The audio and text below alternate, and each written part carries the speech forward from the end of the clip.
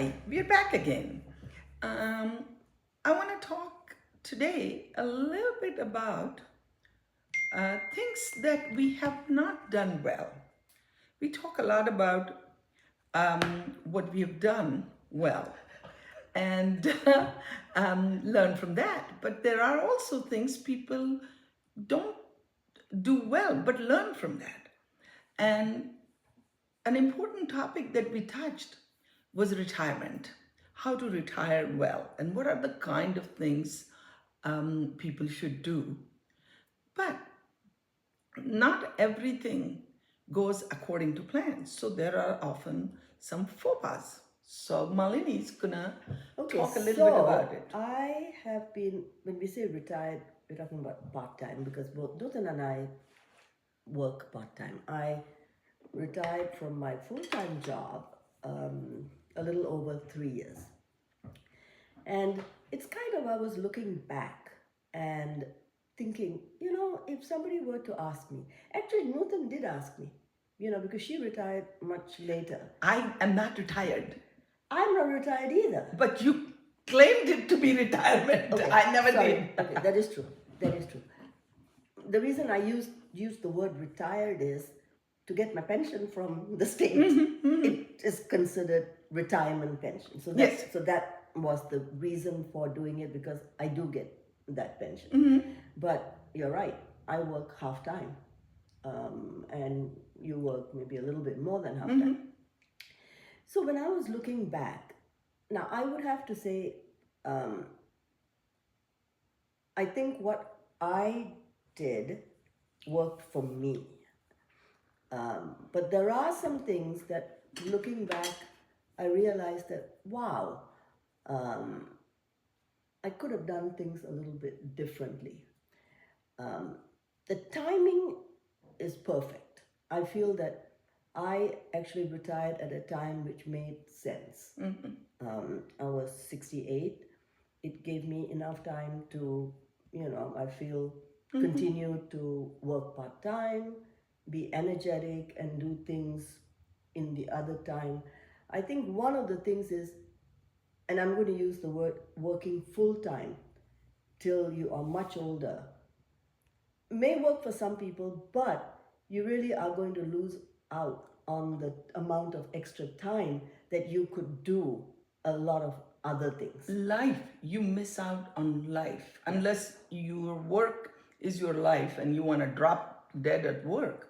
You actually miss out on life if you continue working full time till like 80s and 90s. I guess. Yeah. So I mean, so when we're talking about this, we're talking about both faux pas and tips. So I'll also talk about tips because I think looking at and planning. Now for me, because I had been at a place for 26 years, some of the planning which made me feel better was that I had a succession plan at work. So there was a certain transition to that plan. But that's not necessary for everybody. No, because see, one of the thing is that you worked and so did I, worked in a field where we could do it. People in corporate world cannot afford to have the kind of things we're talking about. They can't work part-time because if the day they say to somebody, I want to leave, there in many jobs it is goodbye, good luck, and No, that is true. But my part-time work was nothing to do with my full-time work. It was a separate job. but what I'm saying is you did the retirement. I actually am working part-time in the same place that I was working full-time, and I could do it. You told them a year in advance that you were leaving. Yes. What I'm saying is a lot of times in many jobs people can't tell year in advance, so they cannot plan. Yes. So it's like I said, it's whatever works for you and whatever you are able to do. But for me, that was a personal satisfaction. Now I will tell you the things that, looking back, I really should not have done it that way. Is when I did leave my full-time job, I straight away continued with my part-time job, which I already had, and I added a day, which was very good.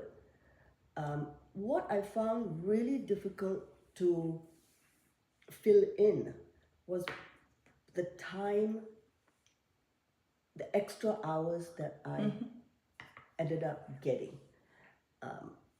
I worked when I did basically two jobs. It would have been like 45 hours. I got up early, so I was used to getting up early.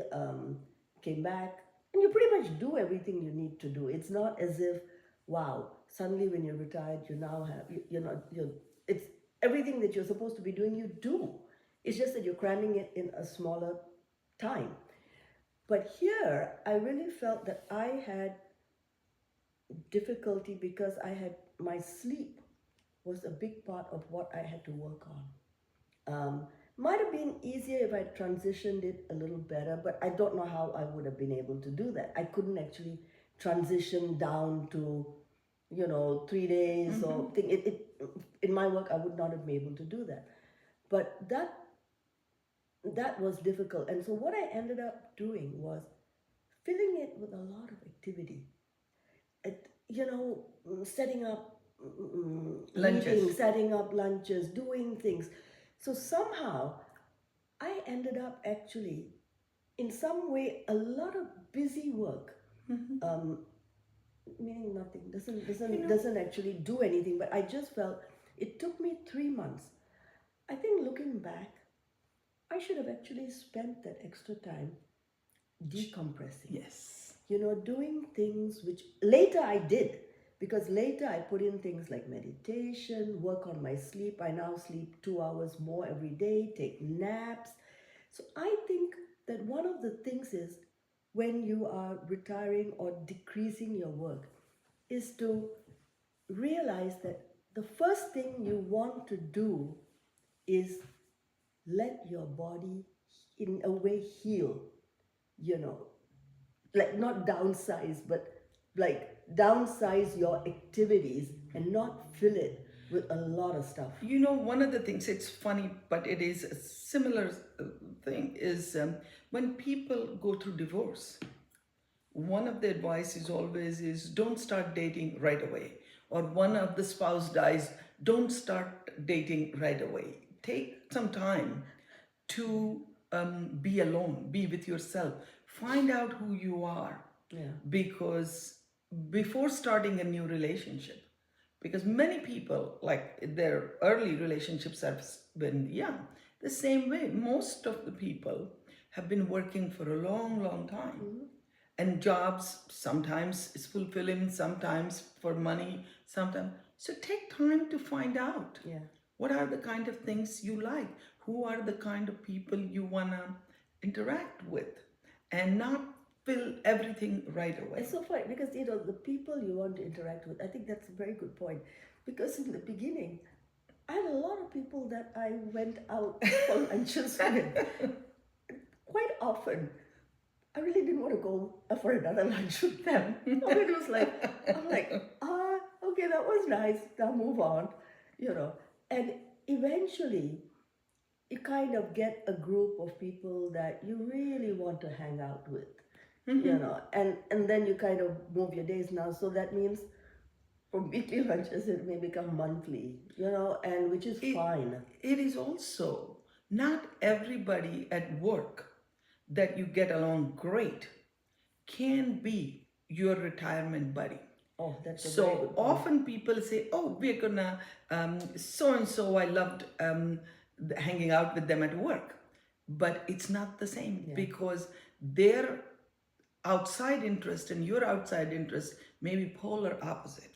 Yeah, that also, because that was one of the things when you leave work, you always do this thing like, okay, get everybody's contact information. You say we'll meet up, and it slowly fizzles out because a lot of the time when you're at work, you're talking about work stuff, and and then you're meeting on a different social level, and when that work stuff is not that really, you don't want to be talking to people and talking about, oh, what's going on at work, and that's true. So that was one thing which I said, okay, that's an important thing to kind of realize that, okay, now this is did find out what you like, who you want to go out with, what are the other activities you want to do.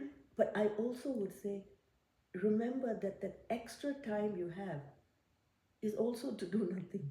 You Exactly. know, And to sleep more, you know, spend ha- time on your wellness.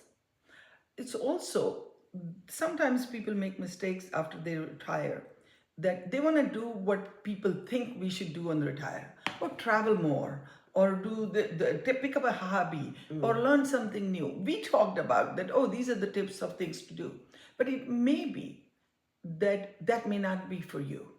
So you have to find your own retirement niche. Yes.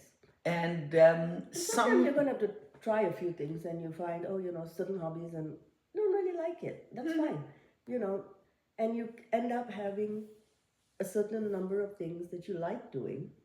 Um, Now, I'm saying this because we're both grandmas, and especially if you have grandchildren who stay close near by. you, don't necessarily have to fill all your time with your grandchildren either. It Yes. obviously gives you the advantage of being able to spend much more time with them, which is wonderful, especially when you spend weekends with them.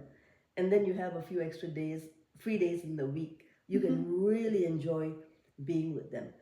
But, you know, you don't really want to do much more of. Yes, and there is also, you have to keep this in mind that you, unless there is a major financial reason, or you're raising a single, your child is a single parent and all of that, then you need a lot more co-parenting things.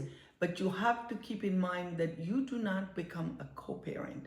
Your children need to know how to be parents, and that is not just good things about parents, but it's about how to problem solve, how to True. find their own solution, how to create your own network. Because if you're always there for your grandchildren, your children miss out on the support network that they need to have with other Absolutely. parents.